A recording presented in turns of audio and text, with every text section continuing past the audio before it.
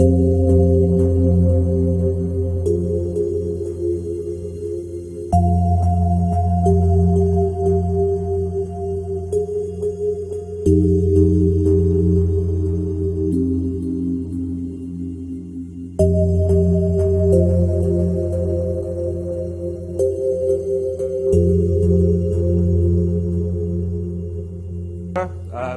a paranormal investigator, consultant and researcher. I'm Gloucester-based, but I've been doing this for probably way too long, to be honest. Today I'm going to talk to you about the causes of a common haunting.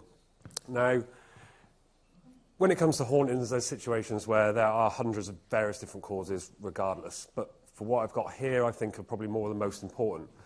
So some of them are quite mundane, quite boring things. You see the radiator that's up there. Some of them are quite interesting.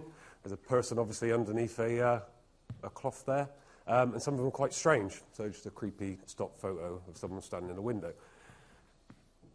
Given that fact, I've been doing this for well over a decade, and I find it's not just one cause that causes a haunting. It's not one thing that makes that happen. It's an amalgamation of different things, and as an investigator, it's important to find out what they are.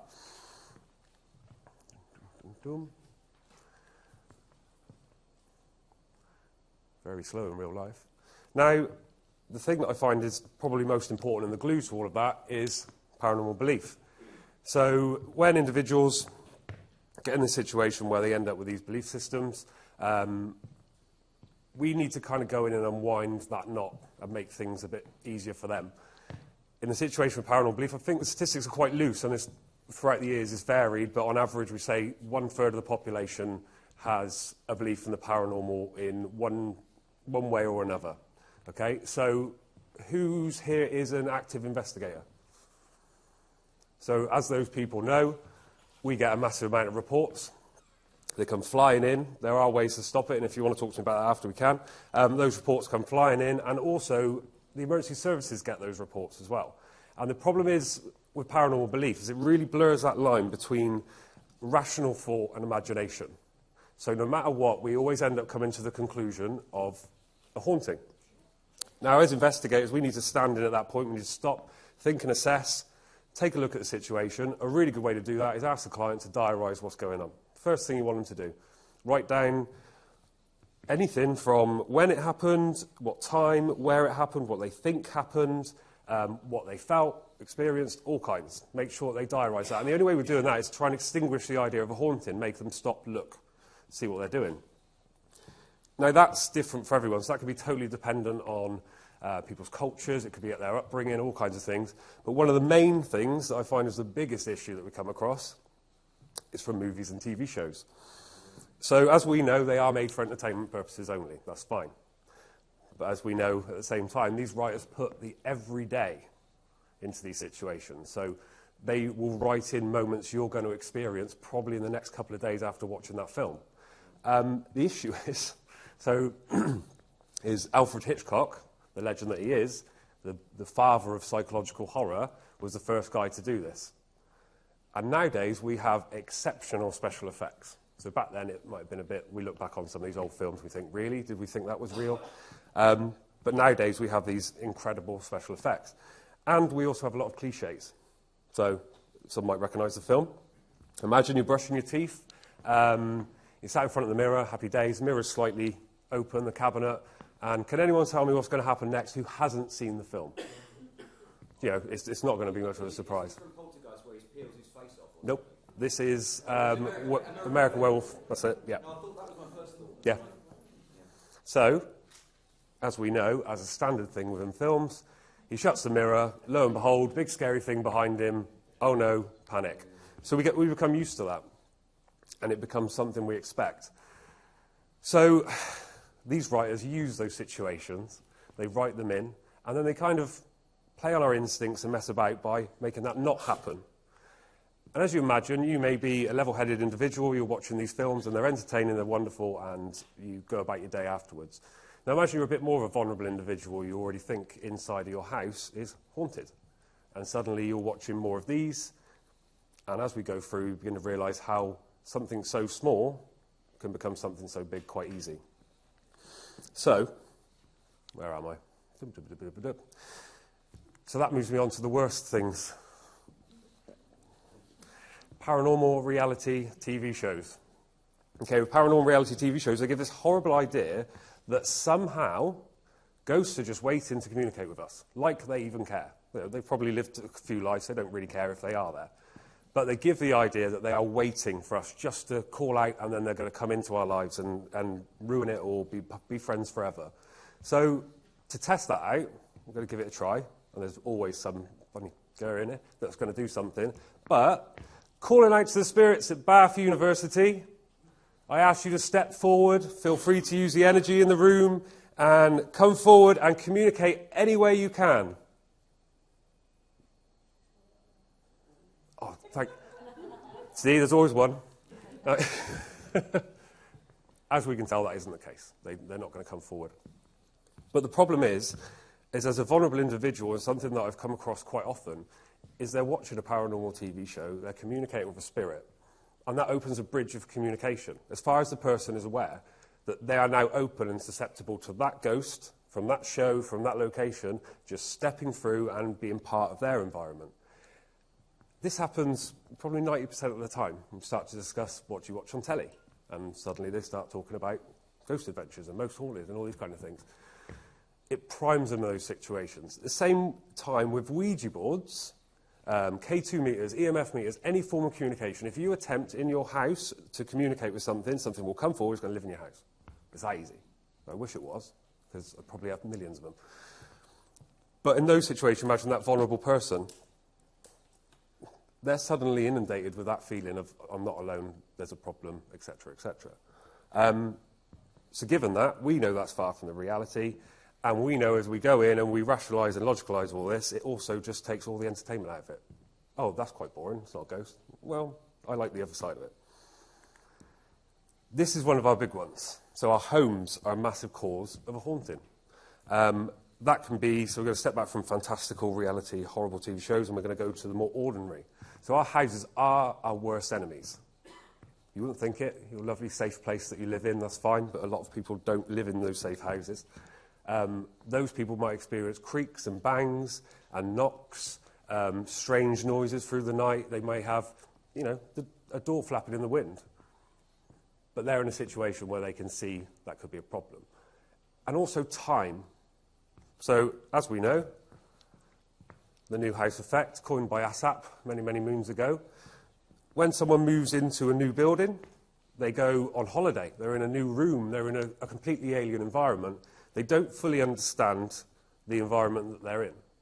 So all of a sudden, every knock, bang, the heating turning on and off, the expansion or retraction of the joists in the building, they don't know those sounds. They haven't heard them 50 times every night. Bloody noise keeps me awake, whatever. There's none of that. So all of a sudden, the brain goes, remember those films? Puts it straight into protection mode. It's all added together. And what I've found is usually it's someone either who's recently separated or recently widowed. So suddenly they're on their own. They've got to kind of protect themselves, whereas previously they had someone there with them regardless. Oh, mouth's gone dry. You got any water, Chris? Yeah. Oh, you're an absolute star. Sorry, guys, too much Jack Daniels last night.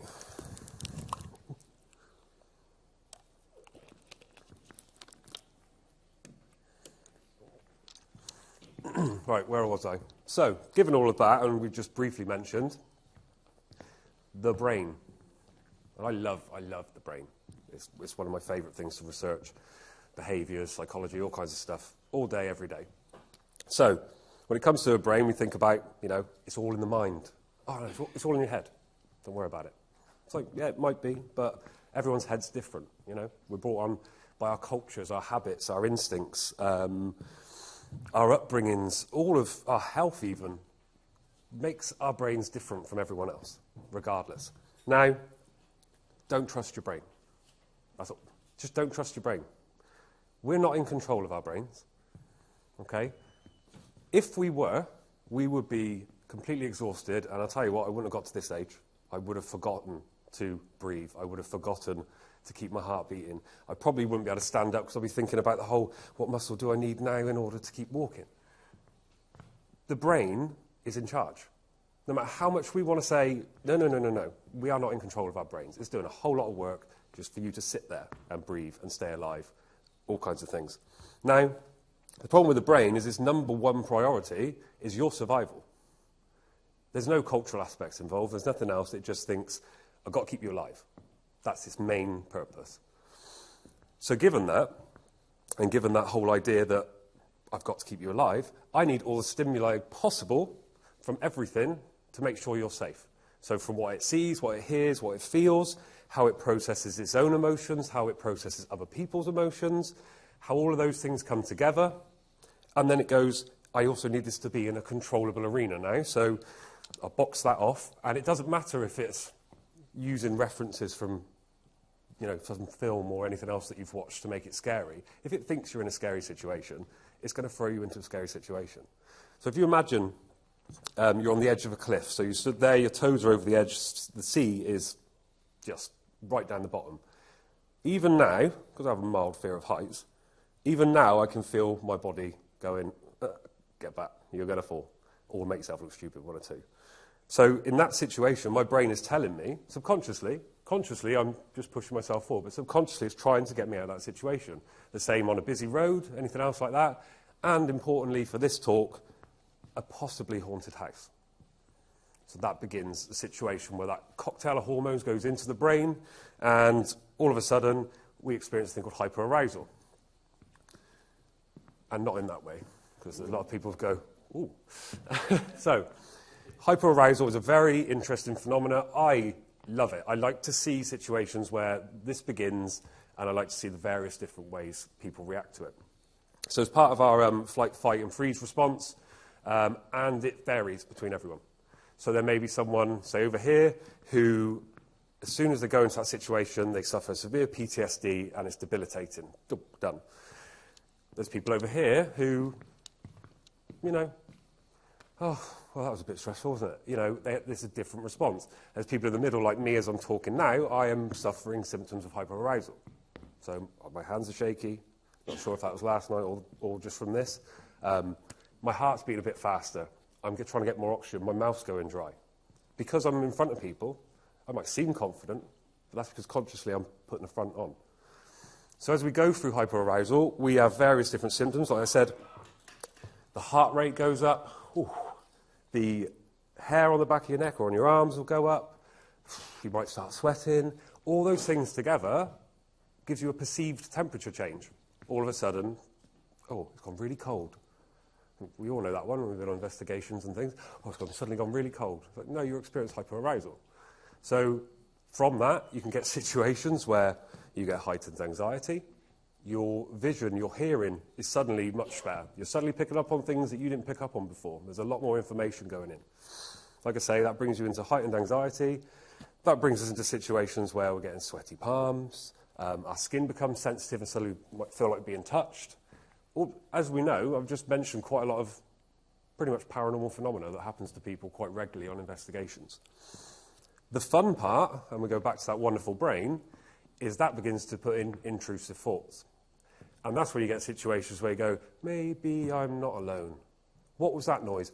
Oh my God, that could be a zombie. It could be a ghost. It could be all of these things. And it's the brain going, we've got to find something that's dangerous because there's definitely something happening. So putting that together, we then don't remember that very well. Because our brain is a little bit busy at that point, and it's just going, just chuck it in the box, we'll sort it out later. And then you come out and you go and tell your story that there was a ghost that appeared in blah, blah, blah, blah, blah. Nothing happened. If it was on film, you wouldn't have seen anything. You wouldn't have gained any evidence. But as you can imagine, for that individual, it's massively stressful. And it is wonderful. No one is free from stress. None of us, unfortunately. Sometimes I think it'd be great. But because of that, we experience some quite strange things. Now, imagine a situation where you're getting heightened anxiety, and this is a jump, and I would say everything I talk about today is on a scale. From some people might suffer nothing, some people might suffer horrendously. It just is what it is. So you imagine you're heightened anxiety, and that's bringing forward some underlying mental health conditions. You might end up with psychosis, so you might be hallucinating either visually or auditory or visual sort of psychosis, and to that person who's experiencing that, it's very real. Now, even worse is when someone's never experienced that before, and they've never been diagnosed, or they might be finding out for the first time that there's an issue. That's a slippery slope, because unfortunately then the stress causes anxiety, the anxiety causes stress causes anxiety, anxiety causes stress, and they just end up in a perpetual loop. As investigators, you can actually stop that by explaining, by rationalising, by sort of bringing them back down from the clouds and say, okay, we'll stop and breathe. There it is. You can imagine stress causes all kinds of issues where am I? Oh, God, I've just gone to the next one. Here we go. Sleep. Stress causes a massive lack of sleep. So stress causes you a lack of sleep. You're like, okay, fine. You've got a massively unhealthy sleeping pattern. You begin to sleep less, becomes more stressful, so on and so forth, and it pushes. Lots of physical and mental issues that, all are negative, but can be completely and utterly, misidentified is probably the right word, misidentified as a haunting. So you're exhausted, you're suffering more hyperarousal, so then all of a sudden that's coming to you. Suddenly, you lose a sense of rationalisation or self. So you all of a sudden you can't really explain things away. You don't have that left. You're exhausted. Your brain's just had an absolute guts full. You find yourself detaching from things, whether it's your family, friends, work colleagues, or yourself and reality. As I said, this is on a scale. I go, oh, that's a bit much. It's like, for some people, that is the case. So you imagine all these things put together, the bit of hopelessness that can come with that is a perfect storm for a haunting. It's probably at that point as an investigator, you walk in and you can see the person's exhausted and you can see they've been going through hell. And it's that point you try to find out what's going on. The problem is even if you can sleep, you end up with issues while you sleep. So these are my favourite. So hypnagogia, really strange thing. This is when we are awake and we're going to sleep. So we're going to close our eyes and, oh, okay, done. And the brain suddenly just decides, wake them up. We all know about the hypnagogic jerk. We've all probably experienced it where we're just about to drop off to sleep and as if you were falling or something and you jerk awake. That's easy. You just roll back over, you go back to sleep. That's solved. Don't really think about it. What I want everyone to do, and who am I going to get? I need your help for this, Caroline. I want everyone to close their eyes if they haven't fallen asleep already. CJ. So everyone close your eyes. Caroline is going to go and touch someone on the shoulder, and if you feel someone touch you on the shoulder, just say what you see, whether it's the lights, whether it's little things, all kinds of things. Just anyone you want. Here she goes.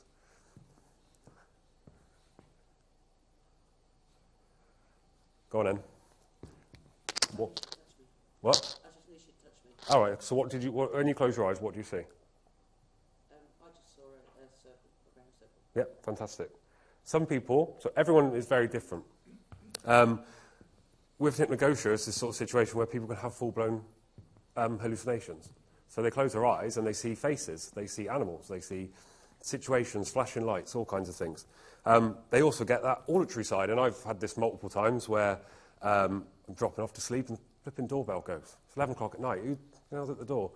There was never anyone at the door. It was just me dropping off to sleep, and suddenly I heard what we hear all the time, the doorbell. You might hear your name being called.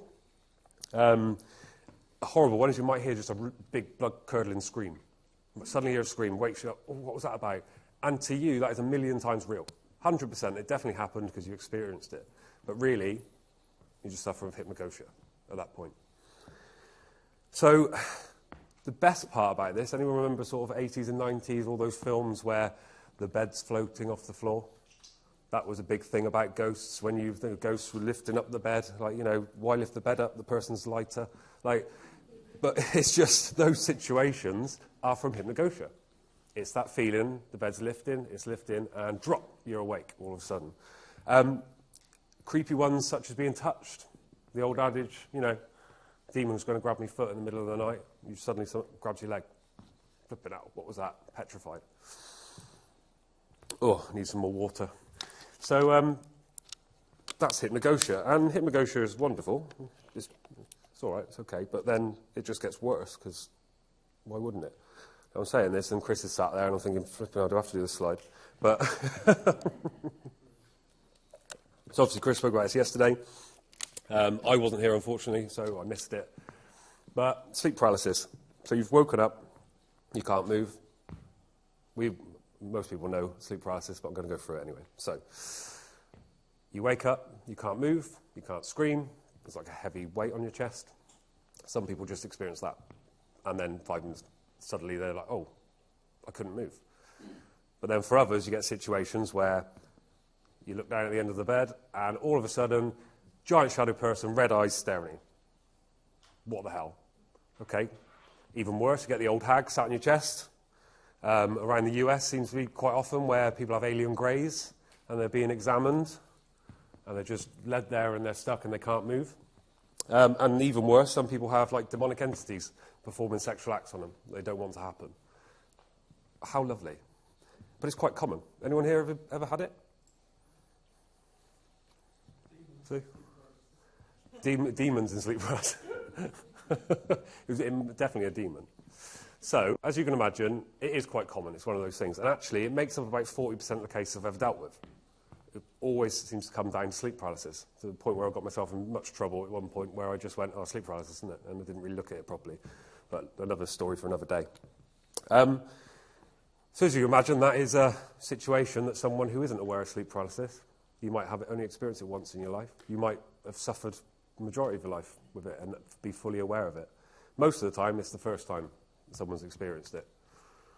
So that moves on to hypnopompia, which is the most terrifying thing in the entire universe as far as I'm concerned in regards to the paranormal. I've been to every haunted location you possibly think of. I've been in every scary possible situation ever, and this terrifies the hell out of me. So hypnopompia, very similar to hypnagogia, but it's the other way around. So this is when you wake up. So you've been in deep sleep, and suddenly you wake up. Now you experience an hallucination, whether it's auditory, visual, anything. And all of a sudden, it could be a split second, and the hallucination's gone. Or it could be 30 seconds to a minute. Now, that doesn't sound like 30 seconds to a minute. 30 seconds to a minute, if you count it, is a very long time. Especially if you're suddenly experiencing a terrifying hallucination, and you can move, and you can see what's going on, and you can see every detail. You're going to think to yourself, what the hell? So, I absolutely love this phenomena, but Oliver Sacks' Hallucinations, fantastic book if you get to read it. He spoke about a guy called Donald Fish. Now, I'm sorry anyone here is a little bit sensitive, not in a medium kind of way, but as in like an emotional kind of way. I haven't actually got these to memory because I didn't want them in my head, as you do. But I'm going to read a bit from that book. So basically, I wake up from a calm sleep and perhaps a fairly normal dream with a shock. And there before me is a creature that even Hollywood couldn't create. The hallucinations fade in about 10 seconds, and I can move when I have them. In fact, I usually jump about a foot in the air and scream. The hallucinations are becoming worse now, about 4 a night. I'm now becoming terrified to go to bed. The following examples are what I see. So a huge figure of an angel standing over me, next to a figure of death in black. A rotting corpse lying next to me. A dead baby on the floor covered in blood. Hideous faces laughing at me. A huge hand over my face and one on the floor at 5 feet across. Drifting spider webs, birds and insects flying at my face. 2 faces looking at me from under a rock. That scares me most, I think, out of all of them. I don't know why. Just the idea of, like, what the hell's that? So an image of myself, only looking older, standing by my bed in a suit. An ugly-looking primitive man, lying on the floor, covered in tufts of orange hair, and red dots increasing to thousands like splattered blood. So all those hallucinations are random. They just appear as they appear, and that's how it works. We tend to find that when it comes to these kind of hallucinations. The thing is, as you can imagine, you've never experienced hypnopompia before, and you wake up and that happens. You can see why someone suddenly rings 999, or the local police station, or the local priest, a medium, someone like me. Come on in, like, please help me. I've experienced this ghost that's appeared. I know it's a ghost because the movies told me it was. So we're going to step away from the brain, even though I'll probably stay there forever. We're going to talk about that wonderful thing, dishonesty. And people don't really like to admit it, but we all lie. Everyone lies, okay? Some people are horribly manipulative liars. Other people will just say the odd white line, it's not a problem. Again, everything's on a scale. But dishonesty. You as an investigator, it's important that you can decipher that with someone. You walk into a client and you're talking to them, you need to see if they've got anything to gain from what they're doing. And that could be from anything. They might just feel lonely. They just want some attention, you know, whether it's positive, negative, anything. They want the attention. Look at me, I've got a haunted house. Fantastic. Now you're coming and talking to me, and no one spoke to me for 2 weeks. You know, that could be a situation. They might be after money. You get such financial gain from the paranormal nowadays. Sometimes I think, God, why did I do the good thing? I could have just went and basically manipulated everyone out of their money. Dishonesty is everywhere with it. Now, the problem is you also get the other side. People who want to believe, or more importantly, people who need to believe. So there's people who want their loved ones to be safe, who's passed. There's people who might not have that much time left, or suddenly think to themselves, well, when I'm gone, I still want to see my grandkids and my children, but there's an afterlife, and they need to do it to keep going forward. For me, there's one life, you fall off the edge, happy days. So I'm going to make the most of what I'm doing now. The problem being is there's always someone then who's like, oh, I can profit from your fear and interest. So they come in. Some of these people they want special abilities. They want to be superheroes. I appreciate mediumship, things like that, but I've met some really good con artists in my life as well. These people just want to monetize from the fear and the vulnerability of those other people. At the same time, people who want to be cool. Hey, check me out.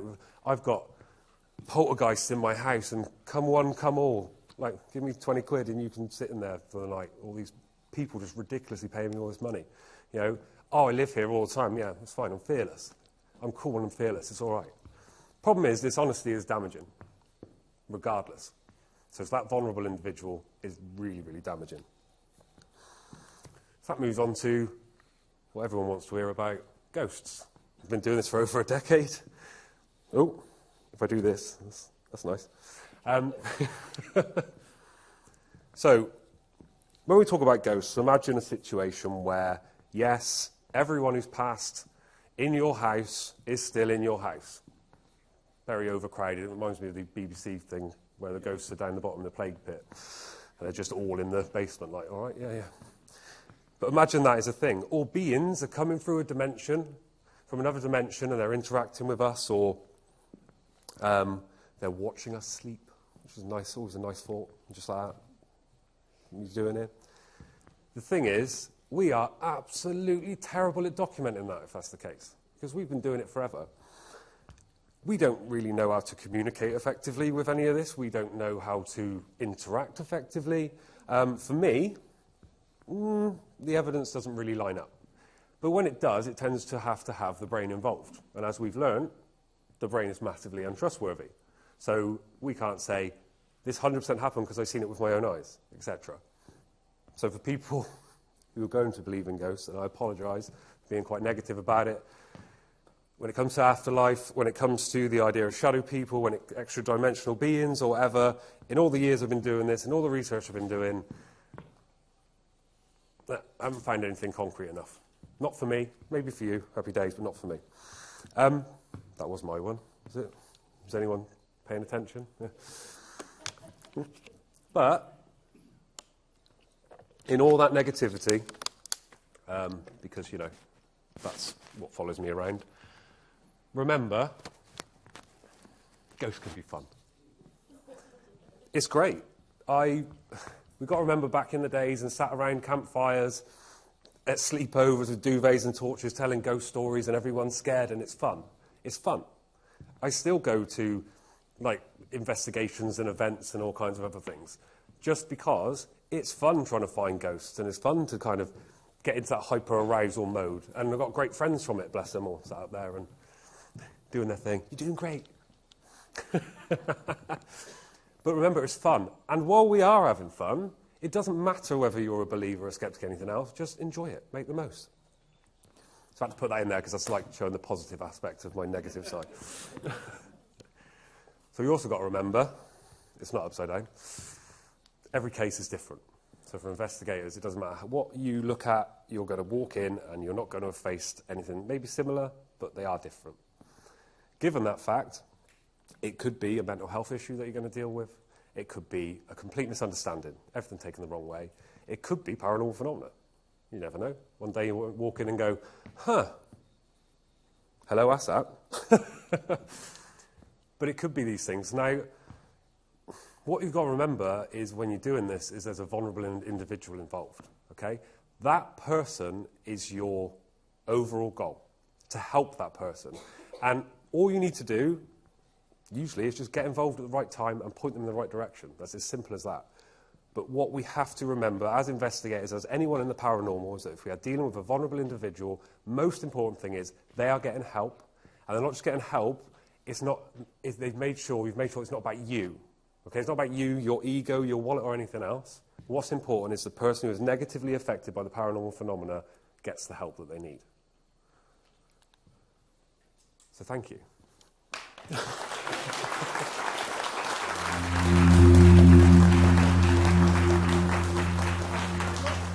Oh, no, I'll just...